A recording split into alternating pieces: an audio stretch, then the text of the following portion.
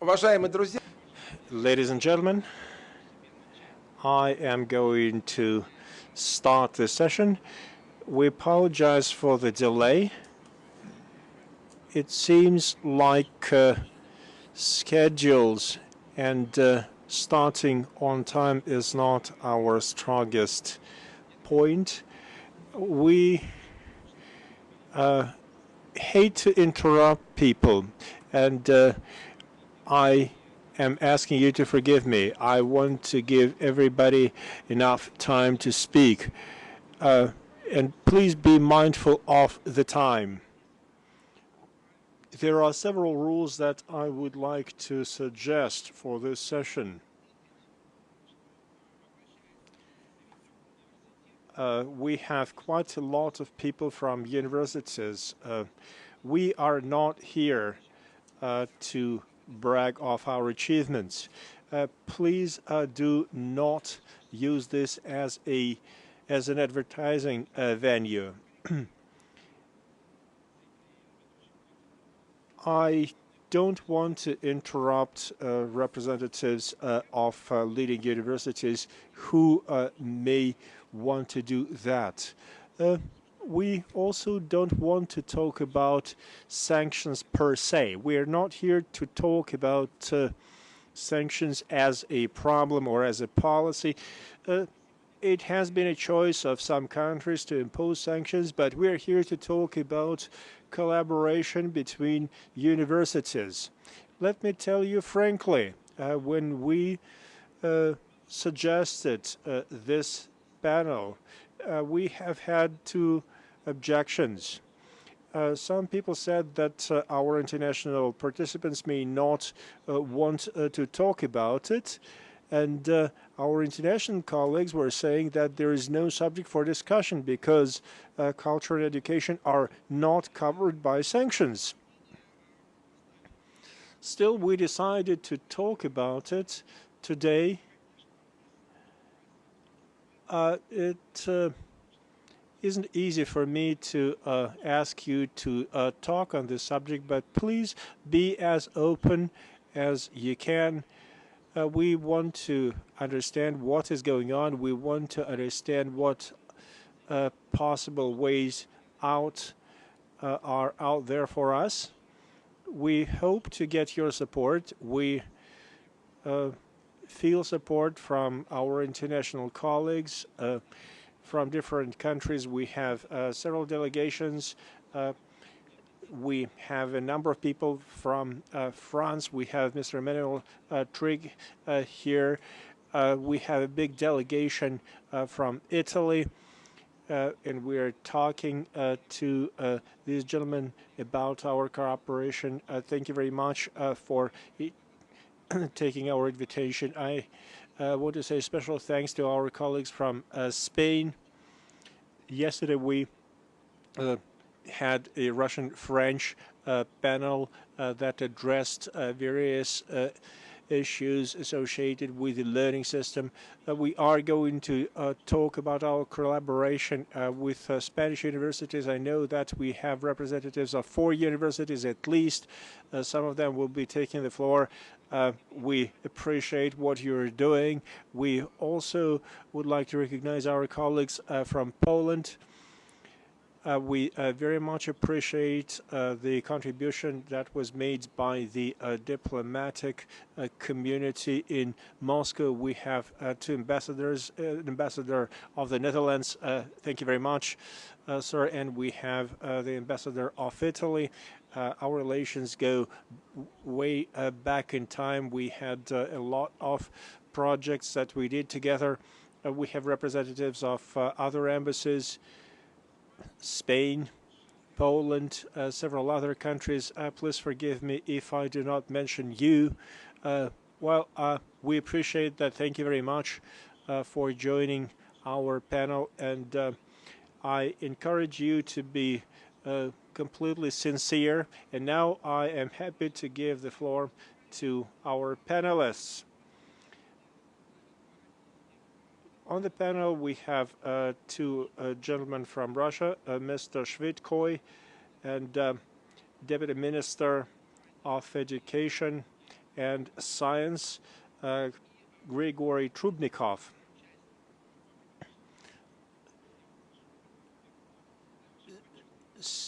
We also have Frank Frattini. It's a great honor for us to have you with us.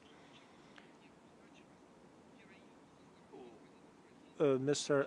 Frattini made quite an effort to be here. We are happy to say happy birthday to your spouse. We know that she had a birthday yesterday. It was quite bold to come to Russia and do the party here, but please be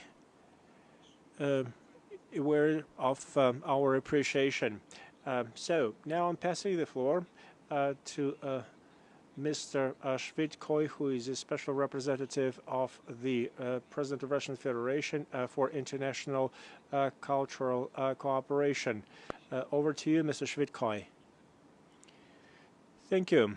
Thank you for an opportunity to speak at this panel. Excellencies, ladies and gentlemen,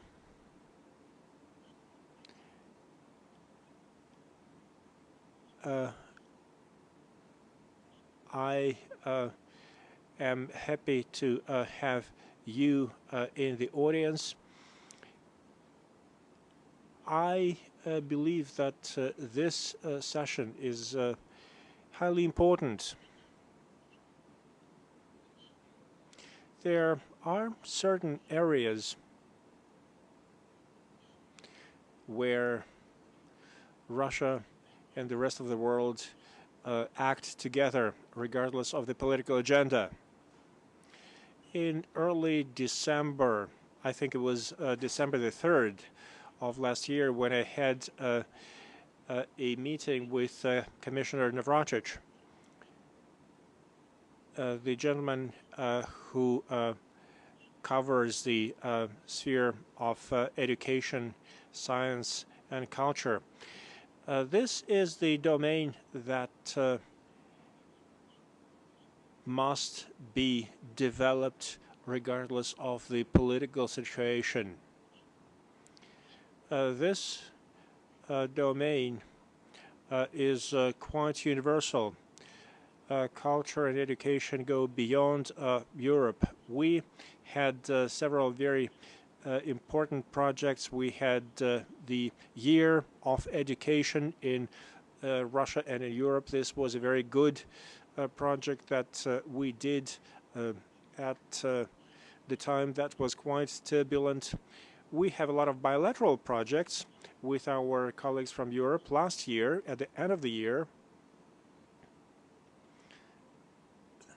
Academician Trubnikov knows about this very well. We have signed a roadmap for academic partnerships with the Federal Republic of Germany.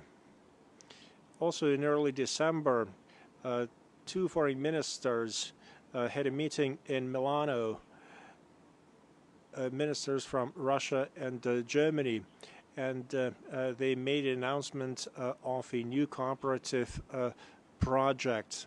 On the 8th of January, I had a meeting with the university minister, Mr. Piero Ducchi, the first Spanish cosmonaut, by the way, and we mentioned the fact that at the end of this year and in 2020, we will start a year of youth exchanges and educational exchanges. As far as I know, Mr. Kochikov has already sent an invitation to Mr. Duque to do a round of negotiations on this matter. I think it is very important that we should continue our collaboration. This is happening through a lot of grassroots level initiatives. We realize that in today's world we face a lot of challenges. They are difficult to address within one country, even if it's a big and powerful country like Russia or Germany, China, or the United States. There are a lot of things that can only be addressed in a collaborative fashion.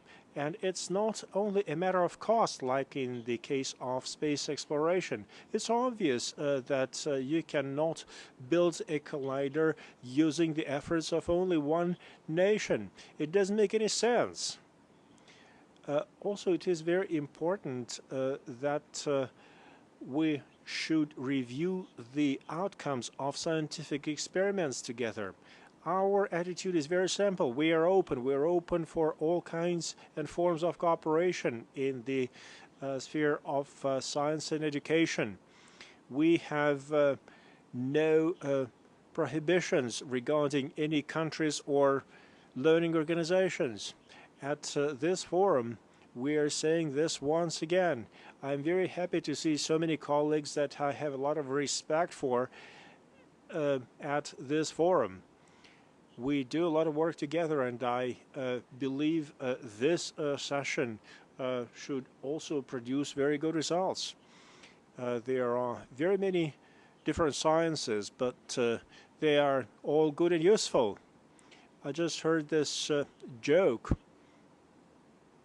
I will not tell you who told me this joke. It's about a university in India. A professor is giving a lecture to a first-year student, and he says, if you study well, if you are really good students, then you have an opportunity in the future to be born again, and you will become scientists in physics. If you are bad students, if you miss classes, then when you are born again, you will become sociology scholars. But I like all sciences. Thank you. Mr. Schmidtkoy, thank you very much for making this statement. I think it's very nice of you to put it this way. I think this joke initially said that if you're bad, you will be born again as economists. I'm a lawyer, so I can make jokes about economists. Law is a different story. It's not science. It's a service. It's a service community, but that is an entirely different subject. We have representatives of physics, a real science, a basic science. There are all kinds of sciences out there, and I am very happy that today we have Mr. Trubnikov, First Deputy Minister for Science and Higher Education of Russian Federation. He is a winner of many prizes. He is an expert in nuclear physics, an expert in charged particles science and studies. Well, but that's not what we invite Mr. Trubnikov to talk about at this session. Please share your thoughts about the collaboration with various universities and science centers. What is the attitude of the Ministry of Science and Education to such collaborative projects? Over to you, Mr. Trubnikov. Thank you, Mr. Chairman. Ladies and gentlemen, Excellencies, thank you for inviting me over to this session. It is important that we use international venues to talk about the openness that we practice in our work. We invite colleagues from all countries to join us in our efforts. We believe that in the sphere of education, we must all work together. We welcome all countries. There is another well-known statement. Tsar and Dubna people know it. Science brings nations together.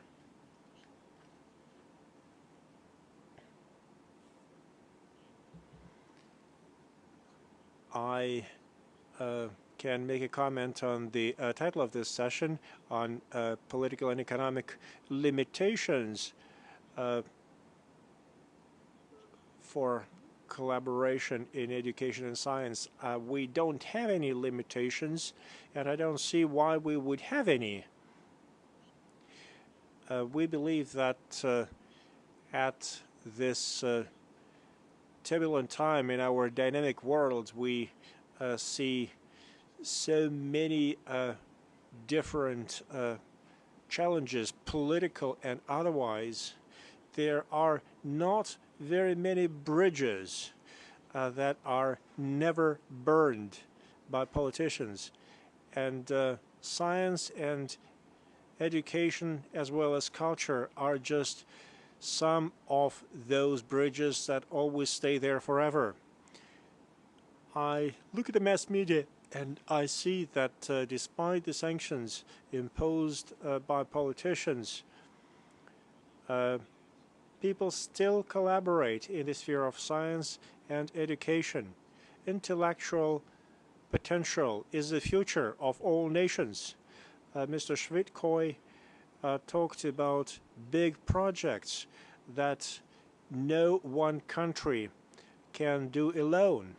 It is impossible simply because in the last 20 or 30 years we have launched projects of such a scale that even countries that have over 1 billion people of population do not have sufficient potential. They may have the money to support those projects, but they do not have the people to support projects similar to CERN or International Space Station or International Initiative for Brain Studies or studies of the ocean.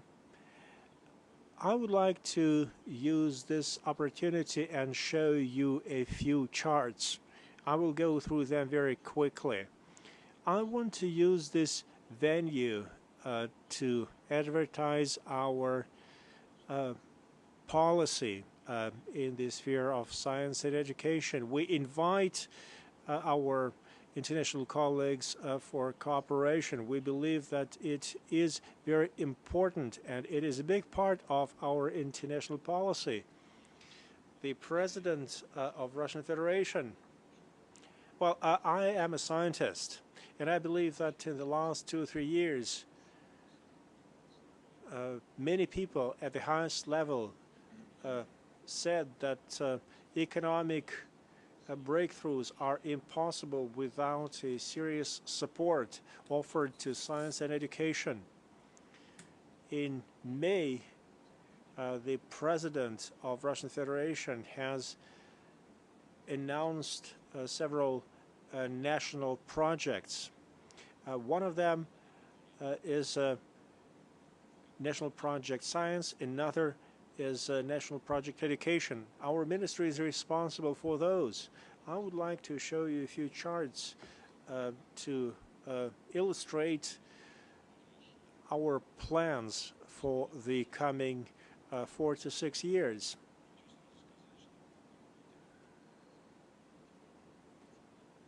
Within these national projects for science and education, Russian Federation has allocated several hundreds millions of rubles on top of the regular budget.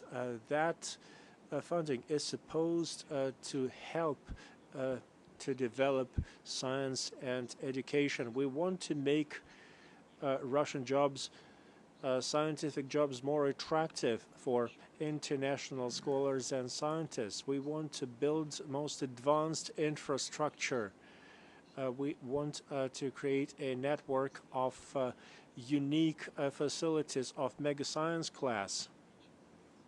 Количество иностранных граждан, обучающихся в образовательных организациях высшего. To at least we would like to increase the number of international researchers working in the Russian Federation and take steps to make it possible for them to live and work successfully in our country.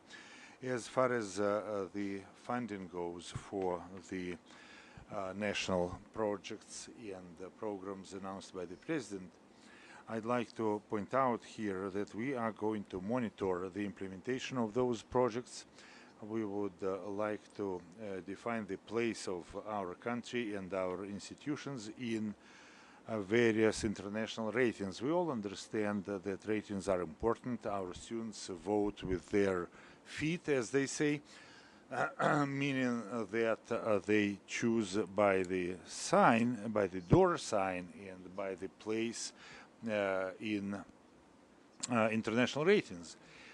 So what I mean, international ratings are important, and they are an important element of any university's policies. What tools do we have to promote international cooperation? Well, all the people present here, especially people from the embassies, such as attachés for science and for education, you know that they are the key contact persons for our countries who work on a daily basis, whose daily job is to create umbrellas between our countries in terms of science and education. In Russia, we have more than 25 international organizations and initiatives, about 15 international commissions and other organizations that promote such cooperation, cooperation between 60 countries in the world. So we have agreements on mutual recognition of education certificates, and this is what this effort is coordinated in Russia by our ministry. Within the National Education Project, I would like to highlight only two initiatives that are related to today's topic. We would like to set up educational centers of world-class education centers and world-class research centers, which would work for the benefit of our students and for the benefit of international researchers. We would like to set up about 15 research and education centers across the country.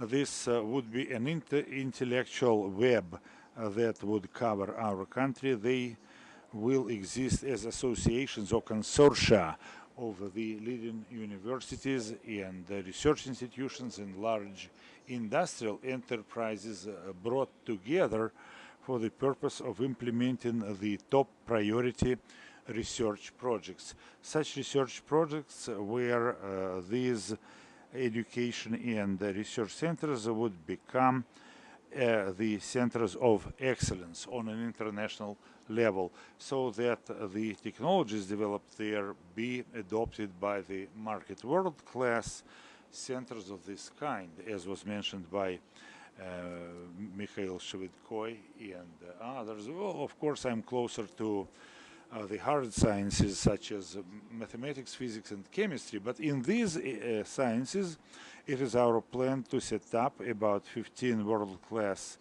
centers in mathematics, genome studies, and other priority fields, priority disciplines, and this new architecture of research is what we are talking about. These would be prospective study centers, whose job it will be to come up with new technologies, innovative solutions, and improve international mobility in science, and set up new scientific schools. Another beautiful initiative, and a very bright one within the National Science National Project, involves developing national infrastructure. We're really proud of our mega science projects that are being created with our involvement. I'd like to mention PIC. It's a unique neutron source near St. Petersburg at Gatchina. It is primarily, the leading organization is Kurchatov Institute, but engaged in this project are our partners from Germany. Heavy ion collider NICA. It brings together 12 countries, and our key projects are Italy, Germany, China, the South African Republic, Brazil, the United States, and a number of other countries. I'd stop here because I'm afraid I may forget someone and offend them. 3 large interdisciplinary centers will be set up in Vladivostok, Novosibirsk, and Protvino. They are synchrotron units for genome studies, and the super strong light fields center in Nizhny Novgorod. Tokamak is a unit that would simulate thermonuclear reactions that we are working on together with our Italian projects and Kurchatov Institute. Another beautiful project is this. Within the next 6 years, we want to deeply upgrade 5 research vessels and build 2 new ones that would be state-of-the-art vessels in order to organize in the Russian Federation an international research program that would look into the ocean. Another federal project is known as education. Here our key goals include attracting a maximum number of international students to Russian universities for their studies. We are going to offer PhD programs and other programs that would serve as career lifts for promising researchers. We would offer them interesting projects and project teams. A little bit of statistical data that are related to the export of education program. Currently, we have 309,000 international students studying in Russia. The largest contributors are Kazakhstan, China, Uzbekistan, BRICS countries, and the CIS countries. And the CIS countries provide us more than 206,000 people. So we would like to double this number by 2024 so that we can train 425,000 students. We would like to raise their interest in us by developing the research infrastructure at universities and introduce new formats of new learning formats such as there is a number of interesting initiatives that I will discuss at the next slide. We are going to pay a lot of attention to setting up international student schools, winter schools and summer schools, so that we can attract about 15,000 international students for these schools. In these schools, we would like to increase the share of international lecturers who international professors who would teach in their native languages. And of course, we will keep upgrading our students' campuses.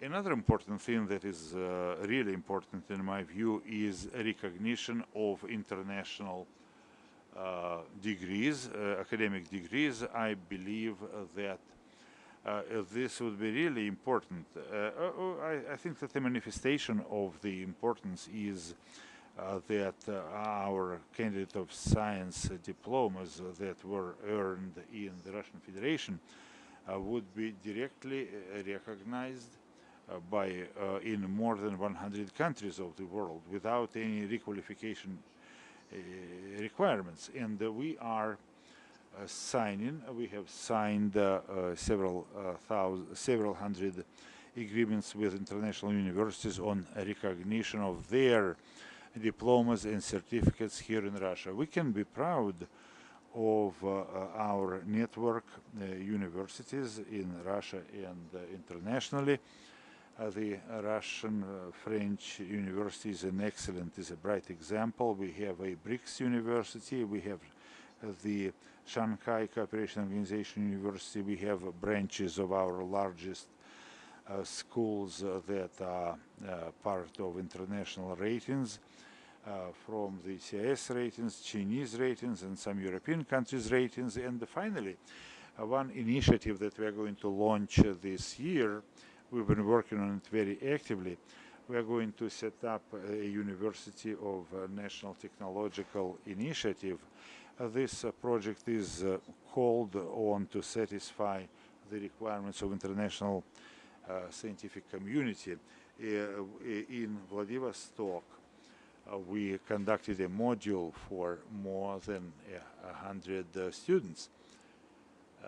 We used a trajectory format to allow them to come up with modules of their own, which steeply improves their qualifications and the competencies that they received at previous stages of education. So I like, and our goal is to make them competitive on international markets. Well, one fresh piece of news is that was published the last night. Times Higher Education published their latest rating in developing countries, and Russia has really built up its presence. From 26, we now have 35. We jumped to 35 in the Times Higher Education rating. This rating covers 450 higher schools from 43 countries, and they take into account not just the teaching process, but also international links and other factors. And Russia took fourth place in terms of its presence in the rating, and we are pleased with that, but we have a very ambitious plans for becoming a staple in those ratings, because we understand it quite clearly that this should change the culture of research, the research culture that is used by our schools, and it will also help us attract international students and researchers. Well, that's why we want to improve our visibility and effectiveness of our work. Thank you, Grigory. I understand this is a call on Russian professors, on Russian universities to work harder so that we can be born mathematicians or physicists in our next lives. Well, you had this very good analogy of not burning bridges. Well, but being a moderator, before I step on this bridge and cross over to the other side, I need to understand what awaits me on the other bank. So maybe there are some horrible people who would eat you at the exit from the airplane, but you know, sometimes I talk with deans and professors from other countries.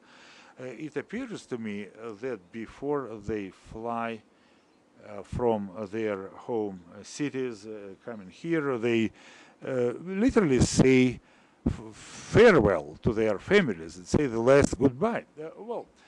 Mr. Frattini, I'm really surprised that by what you told me before the beginning of our discussion, that everything was organized fine, but you are yourself an organizer. You are our honorary professor. You are recent in this position, so you need to get accustomed to your responsibility. I'm not going to be talking about your regalia and your titles and what you did in the European Union, what you did in Italy. Well, the internet is there to provide this information. I'd like to present to you the honorary doctor of our academy, Dr. Frattini. When you are crossing over to the other bank, you should not be too afraid.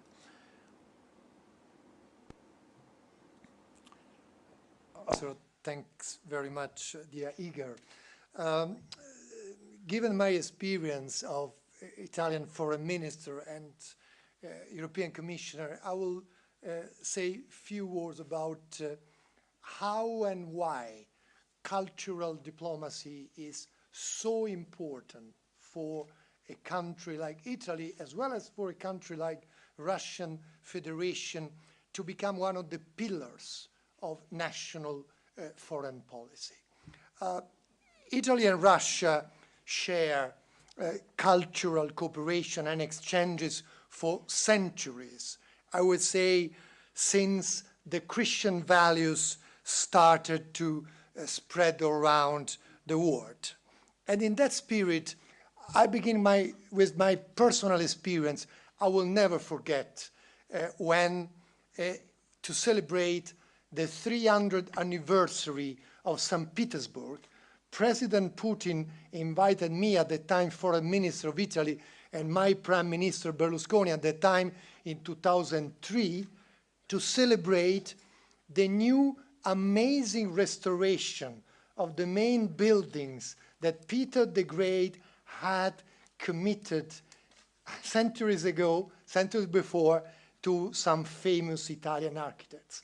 It was a celebration of cultural diplomacy as a good instrument, as one of the key instruments to strengthen bilateral relationship. And with that, I think this long-standing tradition of Italian-Russian cooperation in culture was even corroborated and improved. But more in general, I think cultural diplomacy is a powerful instrument that helps to mitigate, I would say reduce, if not overcome, international tensions. Again, some examples. Sanctions didn't prevent Italy from helping Iran to give a new life to the ancient city of Qom, destroyed by earthquake, nor the situation in Syria prevented Italy from keeping its historical archaeological mission there, despite the tragic situation in the region of Aleppo. And on Russia, terrorist attacks and presence of Daesh did not prevent Russia from liberating Palmyra, a patrimony of humanity. And I will never forget again this amazing concert played by a Russian Moscow orchestra there in the theater of Palmyra, just liberated by the Russian troops. This was the message to the rest of the world that never our universal values will be defeated by those that want to destroy our civilization. And this was done by culture, by helping preserving cultural patrimony of humanity. I would say another point, I will make another point. Culture in diplomatic policies, it was also for me as former foreign minister, should also mean preserving, and I speak to the students of this important, extremely important academy, means also preserving our identity.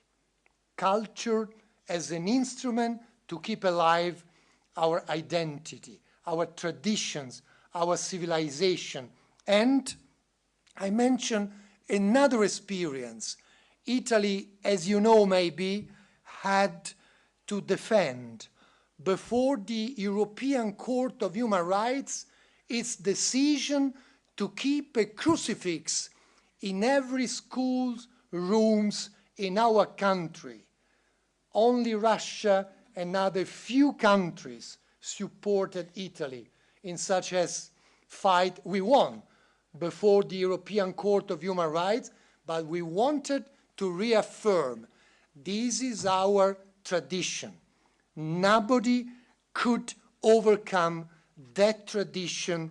These are, for us, universal values that have been building our civilization.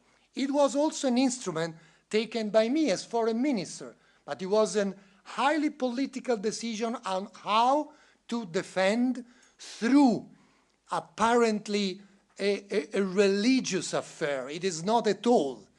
Keeping a crucifix in a room school class, it's an element preserving our identity. And again, we as you in Russia defend and support other religions, other traditions, other cultures. I know perfectly how many different identities, religious identities, are in the very big country which is Russian Federation.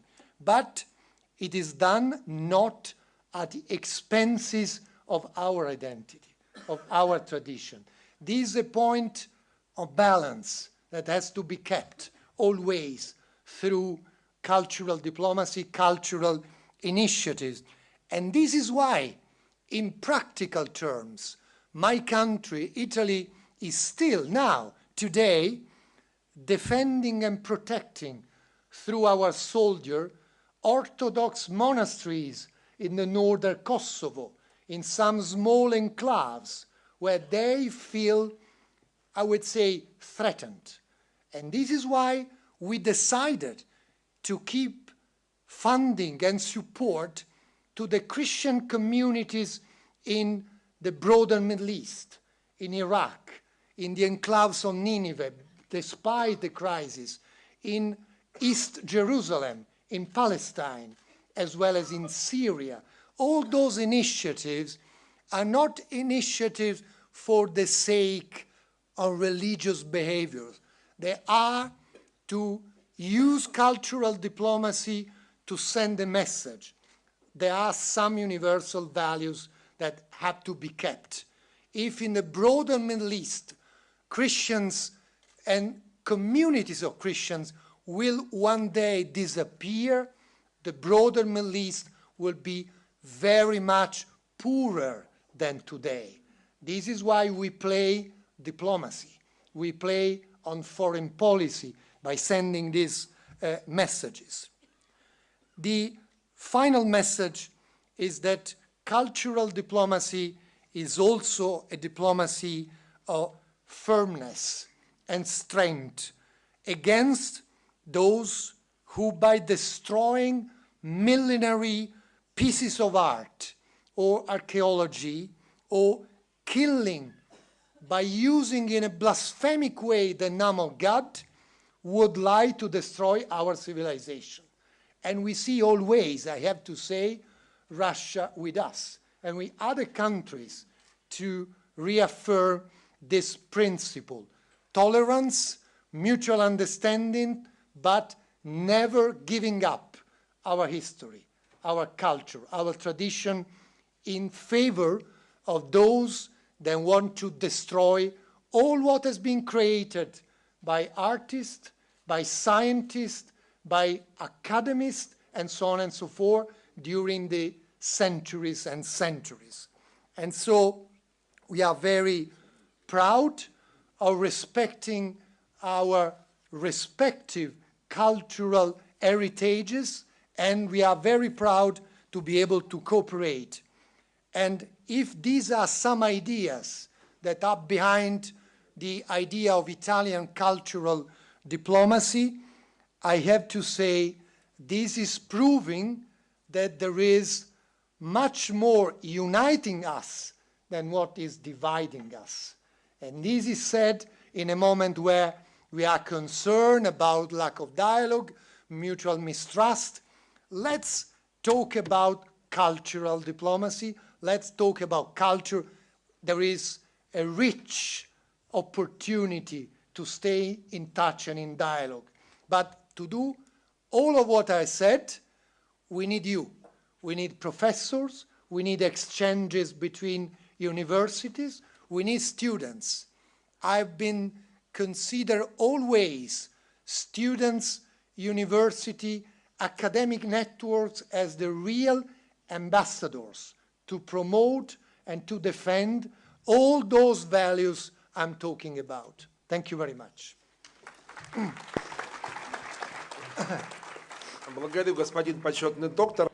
Thank you very much. I must express our appreciation to you for what you were doing in the position of the foreign minister in Italy, being one of the heads of the European Commissions. You have succeeded in many things. We are very sorry that you could not eliminate these regime between the European Union and Russian Federation. I hope that in the next life we will be born as lawyers again, and we will continue our work, and maybe in the next life we will succeed in eliminating visas. Now I would like to say that we have people here who have been professional scholars, and they were focused on Russian studies. Russian studies were their focus.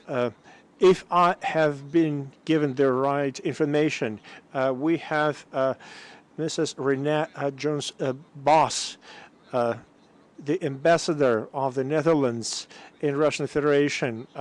She has a master's degree in this field. Mrs. Ambassador, you have a very representative delegation. You have the Minister of Agriculture, Mrs. Paulina Dole, and I hope that we have good cooperative projects with you. We also have a director of a learning center, Mr. Vershoff. In this room, I want to make an announcement that in the coming year we are going to launch a first joint Russian-Dutch program. It will deal with management of ecosystems, which is quite an exciting subject. We do believe that this is going to be a good initiative. When we launch a new program in Russia, I always hear this same question from the president of the university. Do you want to launch it like the Soviet Union was launching satellites in space, or do you want to do it in a slow way, like the way we addressed agriculture development in the Soviet Union? What kind of prospects do you think you are going to have with this project? What is your vision? Also, what was the most exciting thing that you found in your Russian studies? I'm not going to dare say anything about Russia here today. I think I will stick to the much safer subject of higher education and cooperation. Well, let me first of all say what an honor and pleasure it is to be here at the Gaidar Forum. I've been here a couple of years now, and every time I try to come, and I find it incredibly interesting and inspiring. Interesting panels, interesting people, and I think that already is a very good and important step for mutual cooperation. Education, I think, is a crucial subject, and let me give you just a few examples of why it is like that for the Netherlands. We think that educational mobility is a key element of successful international cooperation. And why is that? You probably all know a little bit about the Netherlands, but the country is about the size of the Moscow Oblast, not very big. We have 17 million inhabitants, and yet we are part of the G20. We are about the 17th economy in the world. We are constrained by size. We have not many natural resources. We used to have a little bit of gas, but even that has been exhausted. Fortunately, there's plenty of Russian gas. But this constraint in space and in resources forced us to look around the world. It forced us to travel. It forced us to get good ideas, to cooperate with other countries.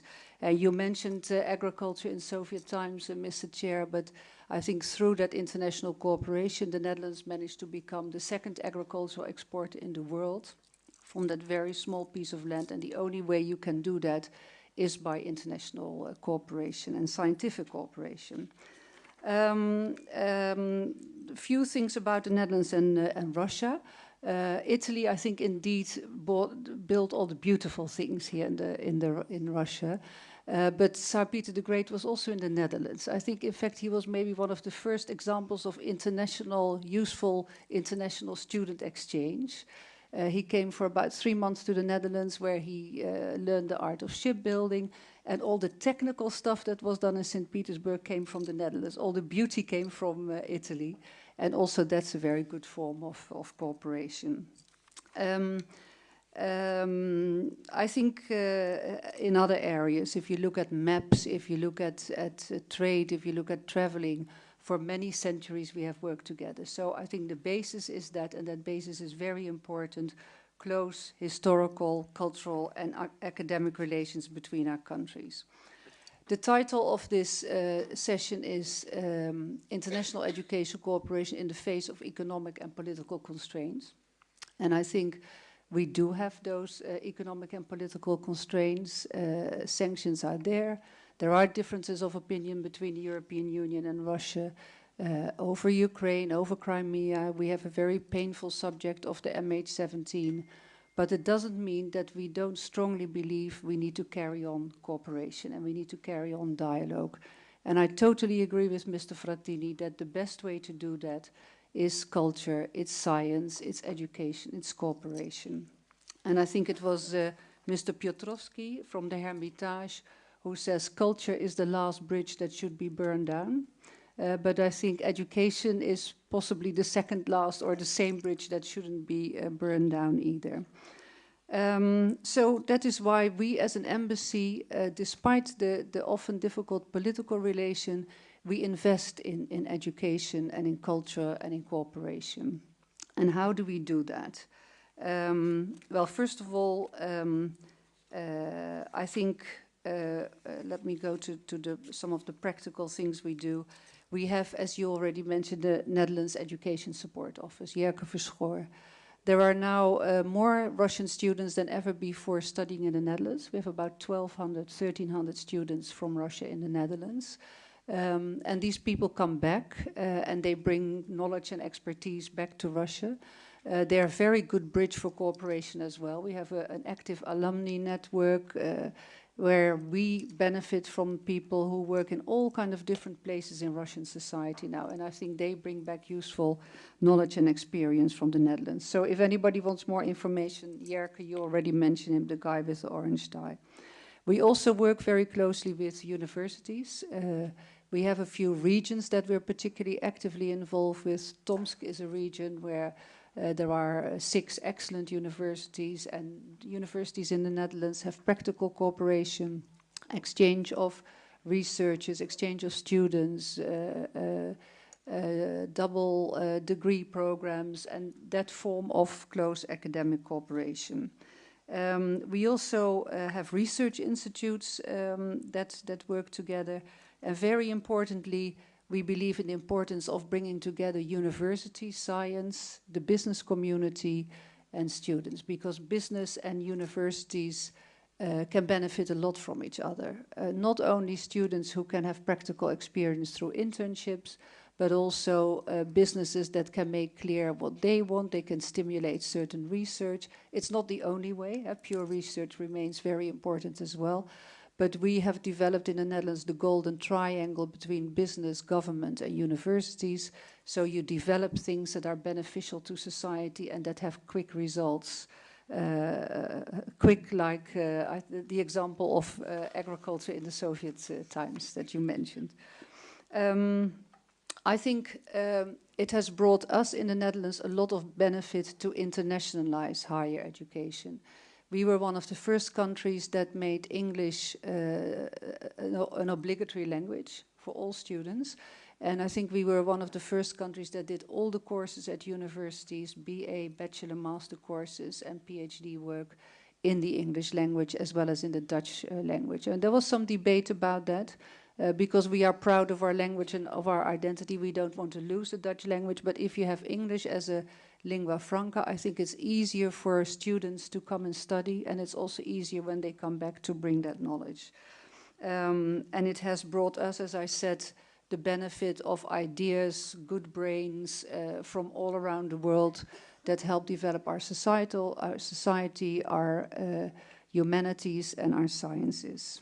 So, if you ask me to make a few observations about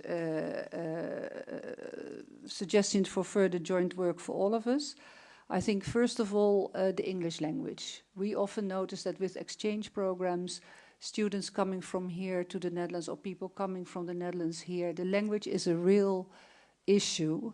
And I think investing in a practice and active knowledge of the English language, very important. I think it also helps with bringing universities in a higher level in this worldwide competitive list of universities. Secondly, I already mentioned education, science, and entrepreneurships go hand in hand. We think that universities should challenge the business community, the private sector, and the private sector should make more use of universities. I think you can create quicker and more practical results. And I think what is very important that we work all together on the challenges of the future. And Deputy Minister Trupnikov mentioned them as well. We can never solve the problems of climate change, the huge challenges that we have by ourselves. You will always have to do it in groups, in international groups, and bring the best brains together. And while speaking for the Netherlands, I really would like to invest more in this educational cooperation. Because I think it's very important in and of itself, but I also think it's extremely important in these complicated times to find ways and channels of communication. Thank you very much.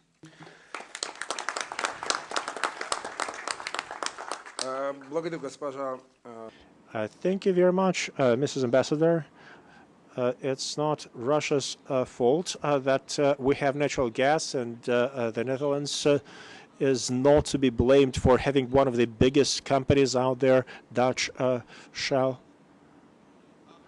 It's also not the fault of lawyers, not the fault of Russian lawyers. I now want to pass the floor to a lawyer from Italy, the ambassador of Italy in Russia. I hope he will speak in support of collaboration that we have had. We have joint programs not only with the Netherlands but also with Italy at our international studies department. We are doing quite a lot together. We have an international humanitarian collaboration program. I would like to invite Mr. Frattini to become a scientific lead for this program. I'm doing this publicly at this venue so that he cannot say no. I think we have a chance to get a positive response to that. Now I would like to pass the floor over to Pasquale Torricciano. And thank you for inviting me to such an interesting panel. It's my first time at the Gaidar forum, and as my colleague, the Dutch ambassador, noted, it's a very interesting and informative experience for an ambassador here in the Russian Federation. Now, in the title that you chose, of course, there are bad news and good news at the same time. Bad news is that we have political, economic and political restrictions. But the good news is that notwithstanding those restrictions, we want to speak of educational cooperation, and as a matter of fact, educational cooperation between Italy, Europe in general, and Russia is thriving. And this is good news because one shouldn't think that cooperation in the cultural, educational sector is a surrogate of the different sort of cooperations in political economic fields that are no longer sometimes working as we would hope to see them working. So it's not a surrogate because it's probably the most important kind of cooperation that you can have between two countries. Also, particularly because it's the foundation of our future, of our common future. So cooperating for ensuring to the younger generation a better future, of course, is of the essence, particularly in this moment. And I said that cooperation between Europe in general and Russia is thriving, and I would like to make a reference to one of the most intelligent creation of the European Union, not just in this field, but I would say in any field, which is the Erasmus program, which has been a great success, has brought together the younger generations in our member countries. And then it has been adapted and enlarged with success to third countries such as Russia. You know that the European Union, we have some guidelines regarding the relationship with Russia.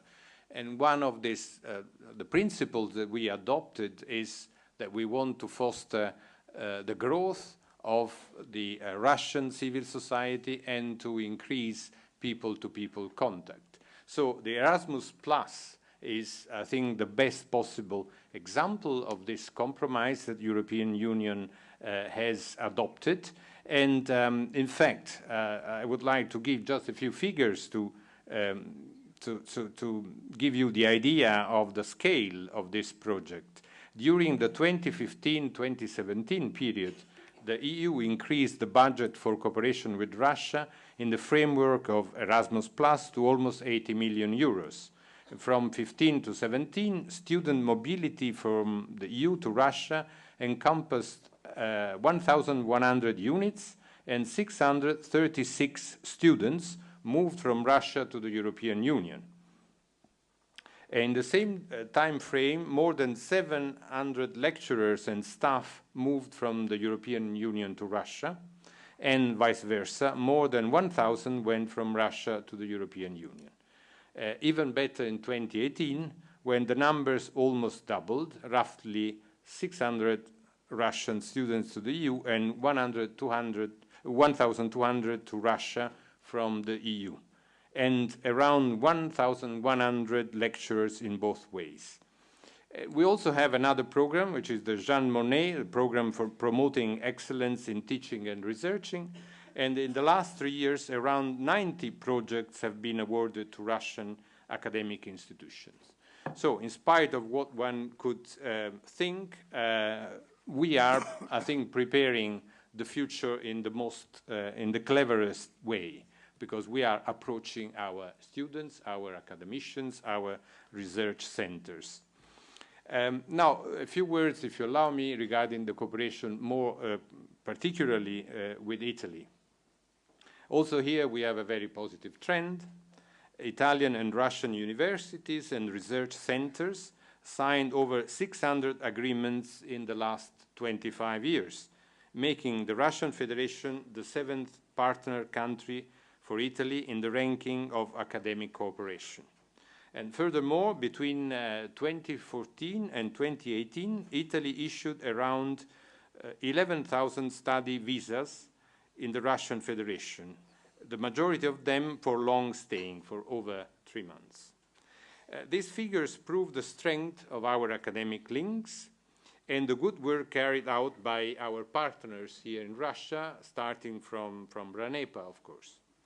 The academic partnership hitherto established are providing Italian, European, Russian societies with many opportunities to work, study, train together, sharing values, as I said, and exchanging experiences and ideas.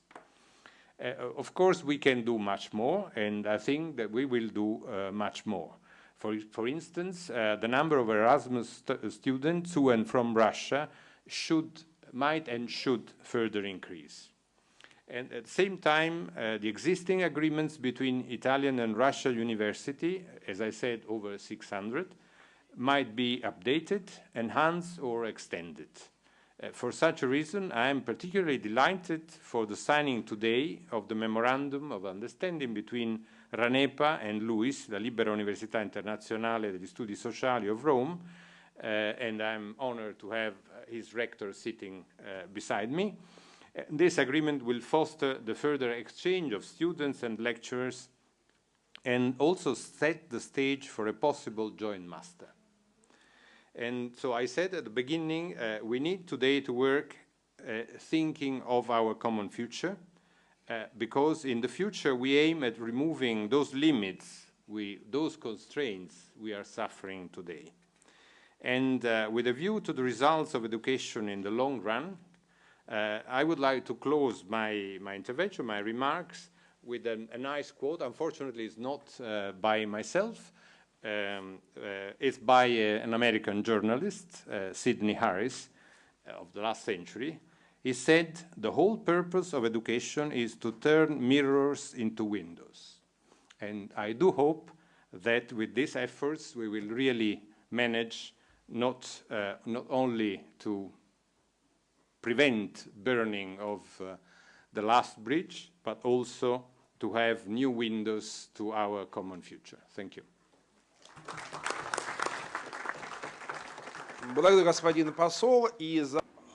Thank you, Your Excellency, for your presentation and for introducing your colleague, Andrea Pench, the Rector of the International Free University of International Studies, and I'd like to turn it over to you.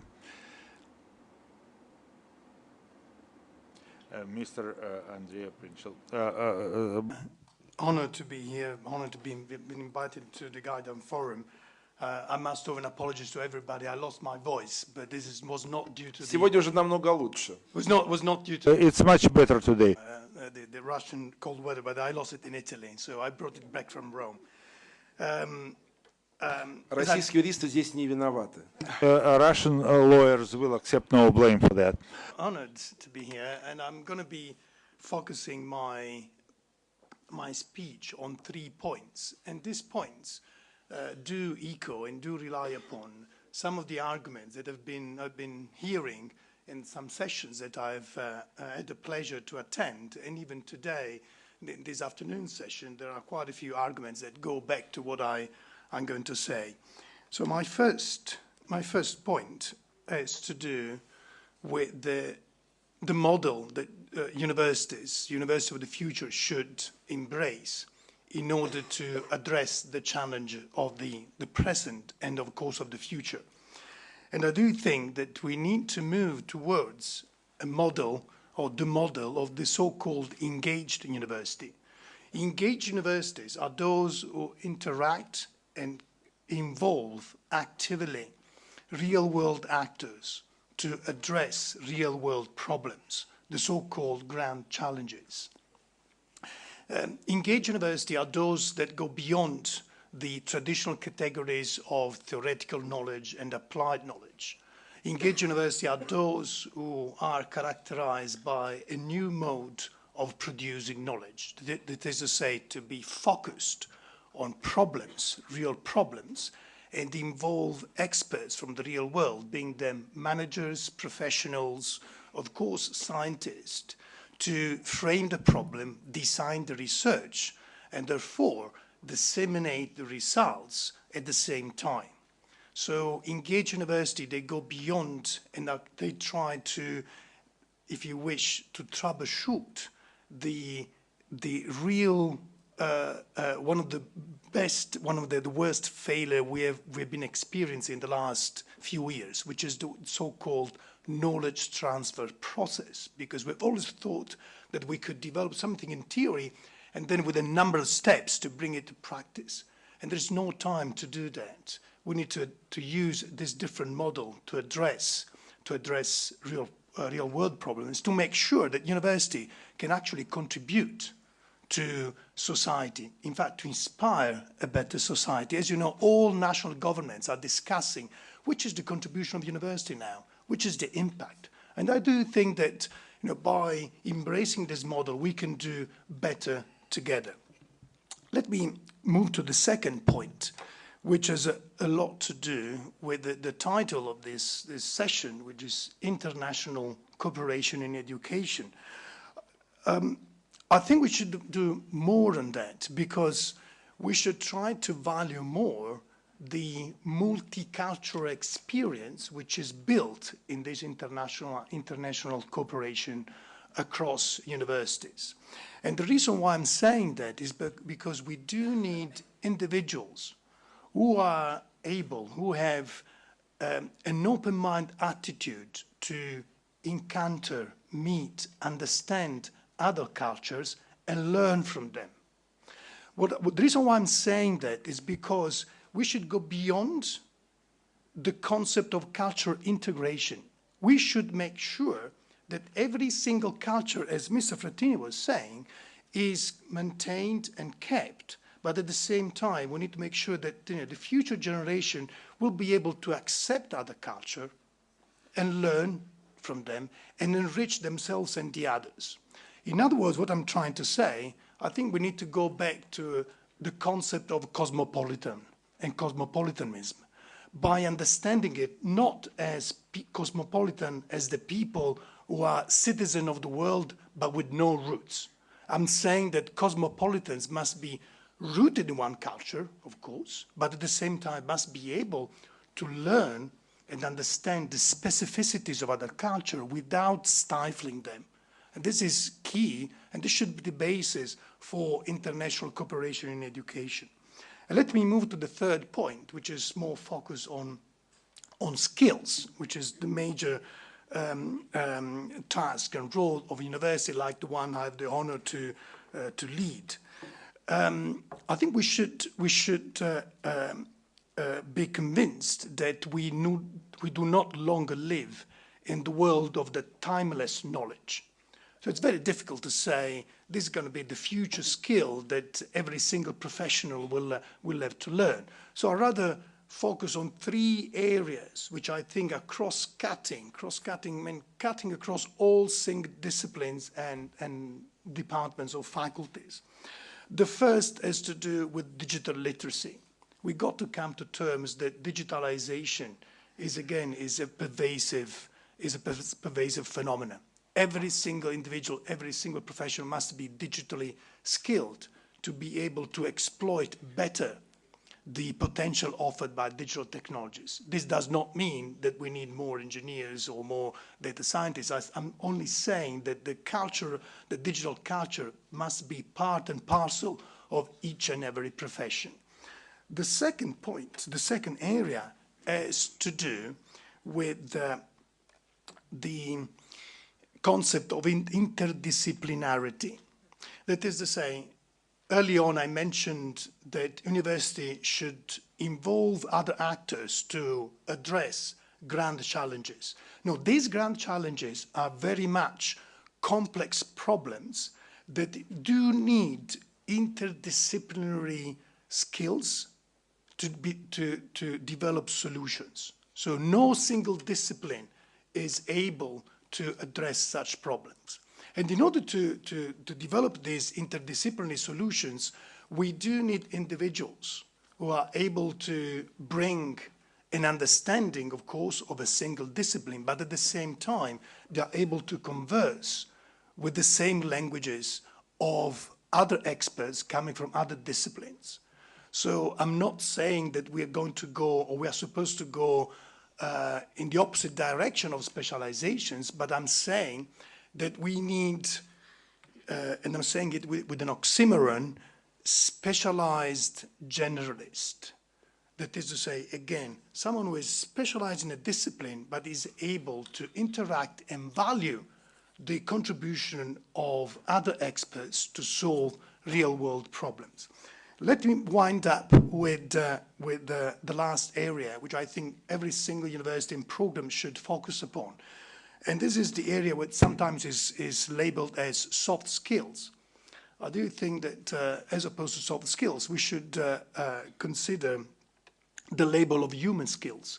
So we should make sure that each and every student has the opportunity to develop skills which are typical of we humans, which is, that to say, ability to work in teams, ability to interact in a smart way with people coming from different culture, so intercultural skills. So to make sure that our future graduates will be socially intelligent to the extent that they'll be able to value the knowledge that comes from other people and put together this knowledge to deliver solutions. And I'll finish up here. Thank you. Благодарю, господин Принчипе. Thank you very much for your interesting presentation.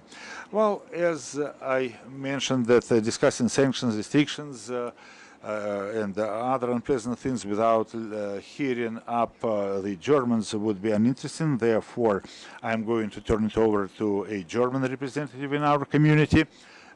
my colleague, with whom we look to building very fruitful relations. I'm speaking about the head of the DID, the German Bureau of International Exchanges, Mr. Herschen. Distinguished Chairman, distinguished participants and experts, ladies and gentlemen, thank you very much for the invitation to participate in the expert discussion discussing international educational cooperation at Gaidar Forum. I am pleased to be presenting the DID work. Our academic exchange service is a self-governed organization of all German higher education institutions funded by the government of Germany. EID has exactly 500, we receive 500 million euros annually in order to, at the same time, support the internationalization of higher education in Germany and be involved in academic diplomacy abroad, outside of Germany. We are sure that the most important tasks, challenges of our time can only be answered at the global level. Such challenges as climate change or ensuring security, and in principle all sustainable development goals. They require joint effort by scientists, academics, and highly skilled experts. I'm speaking about, other experts have spoken about this a lot. It really helps if we could jointly prepare the next generations of leaders in science and economy. On top of that, we think that development of academic and cultural links between various countries will have a positive impact on the societal development in both countries. Against this background, the mission of our office in Moscow consists in supporting cooperation between Germany and Russia in the sphere of higher education and science. This includes classical exchange, student exchange, PhD student exchange, and researches through various stipend-based programs and setting up integrated projects for collaboration between German and Russian schools, such as dual diplomas and certificates, or setting up educational centers. Like right now, we support 4 education centers here in Russia. My organization supports 4 such centers. In this way, DID supports every year exchanges between Russia and Germany, 3,800 and Russian students and 2,000 German students and PhD students. DID provides some of its stipends within the framework of joint collaborative programs with our Russian partners. I would like to mention programs Grant Lomonosov for young researchers and PhD students, funded jointly by the Ministry of Higher Education and Science of the Russian Federation and DID. We value very highly our long cooperation between our programs and our collaboration with all the partners in Russia. In addition to that, we open new opportunities for cooperation. Several years ago, DID, together with its German collaborators, academic collaborators, set up a German House of Science and Collaboration.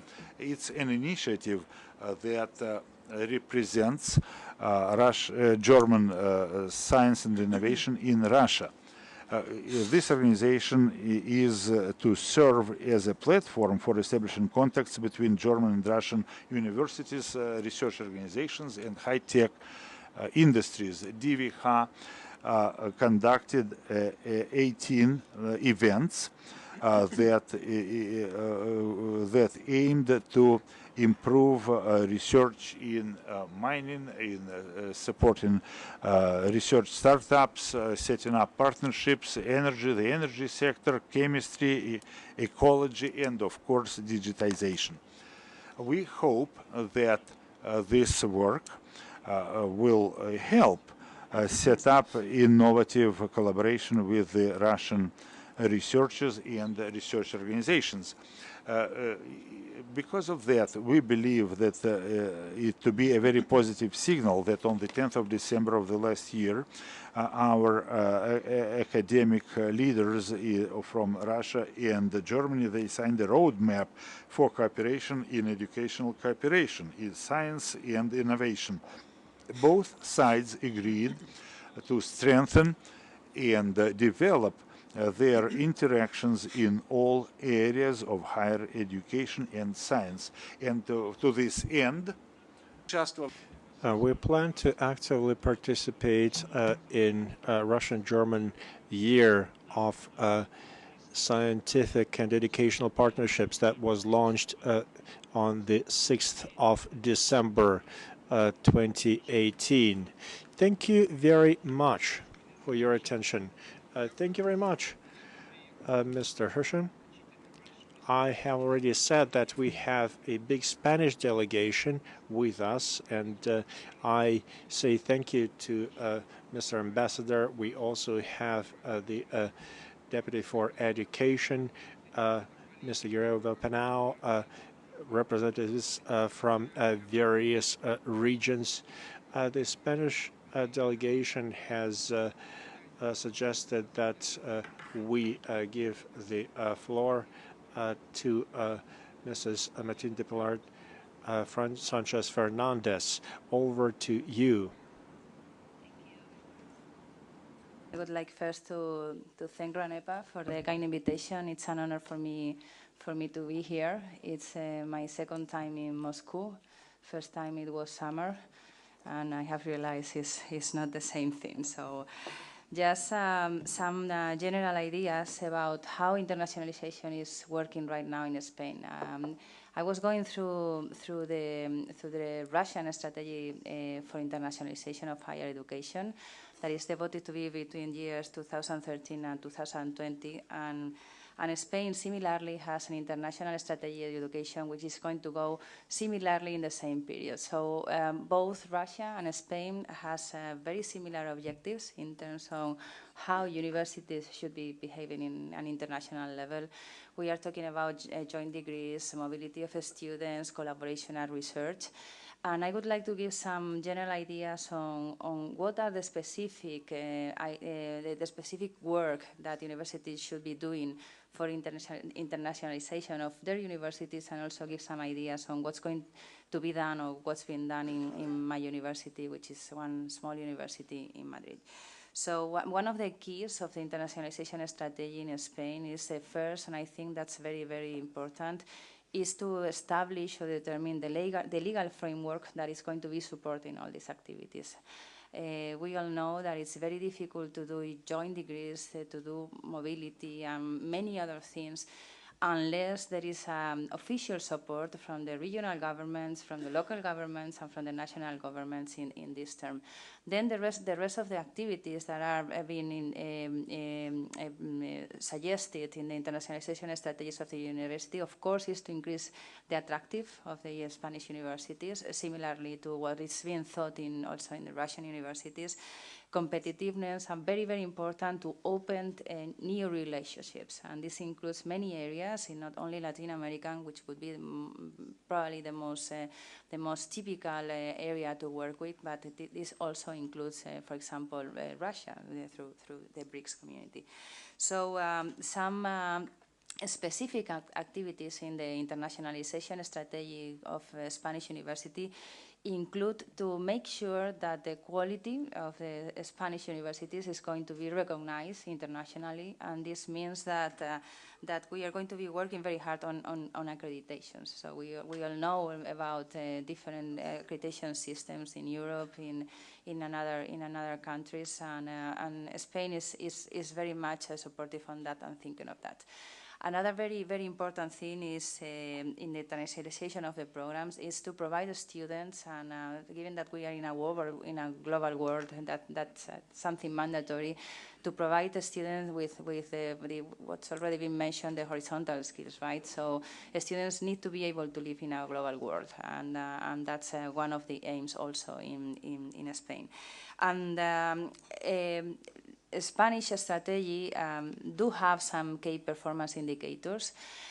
So we are going to be measured for what we are going to be doing in internationalization. This includes how many students we are going to be receiving international level, how many visitors, international visitors, we are going to be receiving, and how many, for example, PhD theses are going to be defended by international students, which is a very good path a very good path for co-tutel of students and to provide them a deep relationship in terms of research with other universities. And obviously to work with international partners in research. So, for example, the number of papers published with international colleagues is also going to be very important.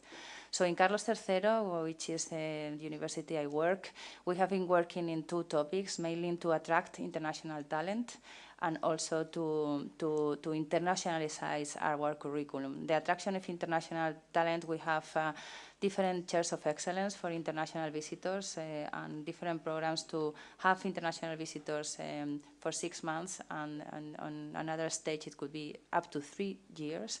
And the second part is the internationalization of the curriculum. And for us, it has been very, very important, the teaching in English. So right now, 61% of our degrees are taught either bilingual or in English. And I think this has been a very, very big help for the attraction of students. Right now, we are the 3rd university in Europe in Erasmus Plus students. And that's all I want to mention. Thank you very much. Благодарю. Надеемся завтра на успешную работу. Я хочу достаточно, что называется... We have a dean of the journalism department in Warsaw University, Mr. Dmowski. Over to you. First of all, thank you very much for the invitation to this conference. A very interesting conference indeed. This is the first time that I participate. Thank you. Thanks a lot. And now a few words about the new laws that we have in Poland regarding university education. This new law is supposed to create incentives for development of international education. This new law on higher education and science has been passed last year. In July of 2018, it was then signed by the President of Poland on August 1. It is now being enacted. It is a gradual process. The law became effective as of October 1, and we will complete its implementation in 2021. By design, this law should start a serious reform in the sphere of education. Many experts in Poland say that our education system has suffered from a period of stagnation. This was not a good thing. Many people in the scientific community in my country had questions and doubts about this law. They were saying that it was inconsistent in many ways. They were saying that it did not follow up on the past experience, but we believe that it should improve the situation, the system of higher learning, and in the research and development work that we have in my country. This is the main mission of this law. We should admit that we had several problems in the current education system. It is not really an international design that was probably the biggest culprit. Next, I want to pass the floor to Mr. Kozhevnikov, who is the Vice President of Prosveshchenie Group. Prosveshchenie is the Russian word for enlightenment. I will make it very quick. Thank you very much for inviting me over. I will give you a very quick description of our attitude. We do business and we also work in the sphere of education. Education is a part of a government policy for any country. On the other hand, education is also a very big, a global scale subject. Any economy can only be effective today if it is based on knowledge. And it takes a lot of knowledge to build a good economy. Collaboration in this field is inevitable. Without collaboration, we cannot hope to see any development of human capital in any country. Many people today spoke on this matter, and I will join those who said that we need to focus on the things that we have in common. We should find common language. We people who work in basic sciences, we study the rules and laws of nature. On the other hand, we should admit that that is also how business works. Businessmen have a lot of things in common. The goal of any business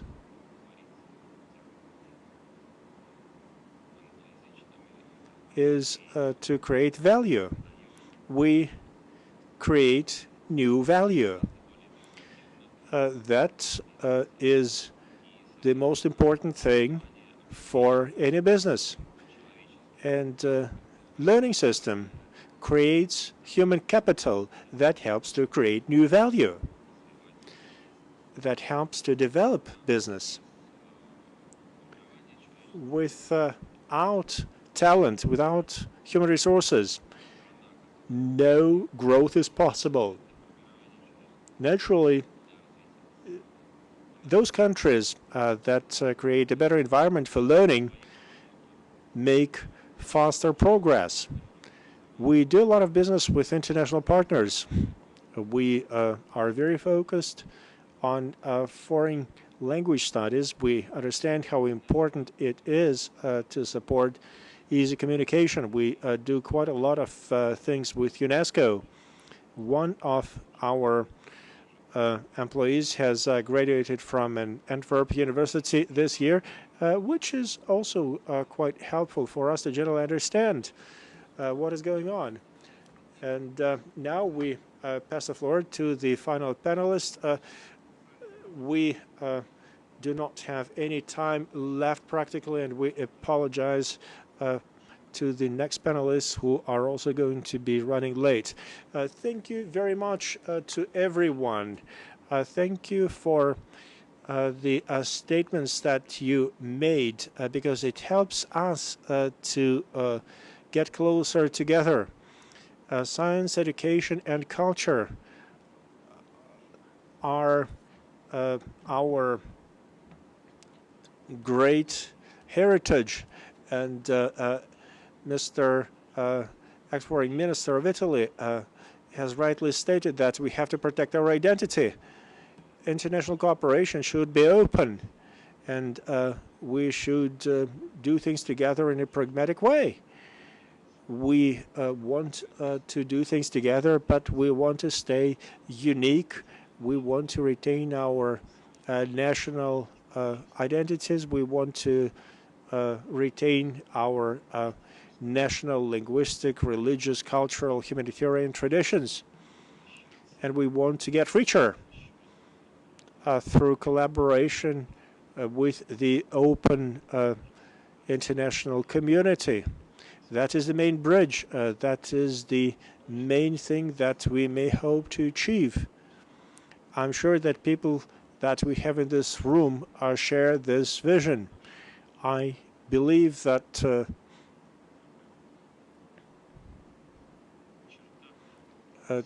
today in this session we have only heard the word limitations and sanctions a few times, and it was the moderator who brought this up.